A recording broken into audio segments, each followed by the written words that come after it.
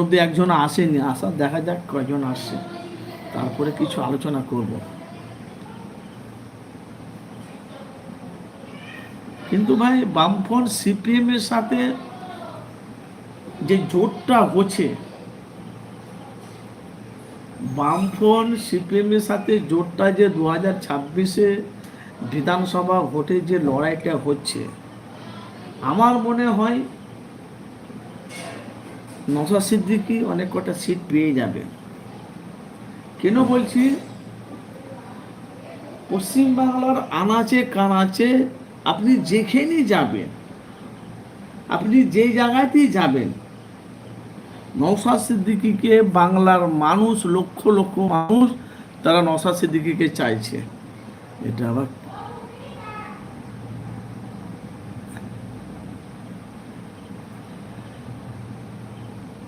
কেন বাংলার মানুষ 2026-এ বিধানসভা ভোটে আমরা দেখেছি, 2011 থেকে 2021 থেকে 2025 পর্যন্ত বাংলার মানুষ ভাঙর বলে নাম শুনেছে। একটু মনোযোগ তো কথাগুলো শুনবে। ভাঙর বলে নাম শুনেছে। এখন যখনই ভাঙরে না, যখনই 2026-এ বিধানসভা ভোটে যখন প্রার্থী যখন ঘোষণা হলো, ফুরফুরা শরীফের তৃণমূলের হাতিয়ার কাসেম সিদ্দিকী সাধারণ একটা সংবাদ পেয়ে ওনাকে আমডাঙ্গাতে প্রার্থী করলো। আর কাসেম সিদ্দিকী বলেছে আমডাঙ্গাতে প্রার্থী করা মাত্রই ভাঙরের নামটা পুরো জাহান নামে চলে গেছে। এখন মানুষ আমডাঙ্গা নিয়ে এখন ব্যস্ত আছে। ভাই আমার কথা নয়, আমাদের মারুফ সিদ্দিকীর ছোট সাহেবজাদা পীরজাদা কাসেম সিদ্দিকী ভাইজান আল কোরাইশি, নওশাদ সিদ্দিকীর নিজের চাস্তো ভাই, এরা আপন রক্তক্ষণ। তাহলে একটা হলো আইএসএফ আর একটা হলো তৃণমূল, একই পরিবারের। আর কাসেম সিদ্দিকী এটাও বলেছে আইএসএফের বাংলা থেকে নাম নিশানা মিটিয়ে দেবো।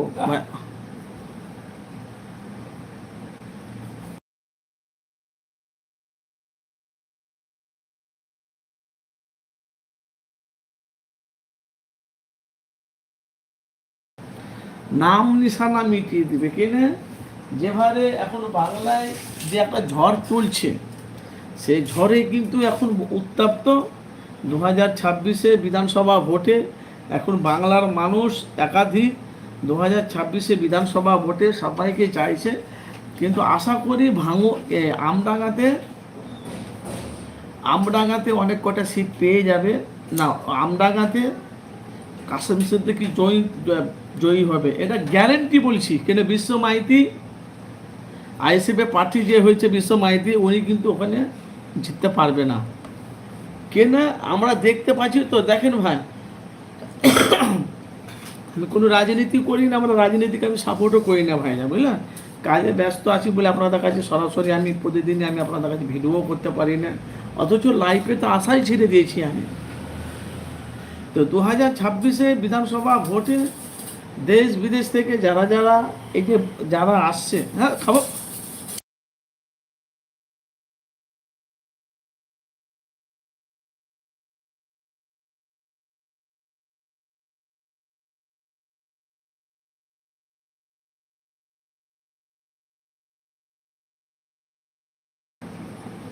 তো 2026-এ বিধানসভা ভোটে নওশাদ সিদ্দিকী লড়ছে তোমার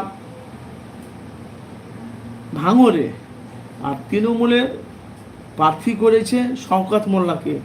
তো লড়াইটা কিন্তু ভাই জবরদস্ত লড়াই হবে, জানি না কে জিতবে। কিন্তু এবারকার 2026-এ বিধানসভা ভোটে ভাঙরে নওশাদ সিদ্দিকী জিতা খুব মুশকিল আছে, আর শওকত মোল্লা জিতা খুব মুশকিল আছে। কেন বলছি, দু তরফই ঝড় চলছে। এক তরফে নওশাদ সিদ্দিকী ঝড় চলছে, আর এক তরফে শওকত মোল্লা ঝড় চলছে। কিন্তু এখানে ভোট গুণানা হলে বুঝতে পারা যাবে কে জয়ী হচ্ছে। আমার যতটা টার্গেট, নওশাদ সিদ্দিকী ভোট মানে 2026-এ বিধানসভা ভোটে নওশাদ সিদ্দিকী জয়ী হবে একদম 90%। আর ভোট যদি চুরি করে তো জানবেন নওশাদ সিদ্দিকী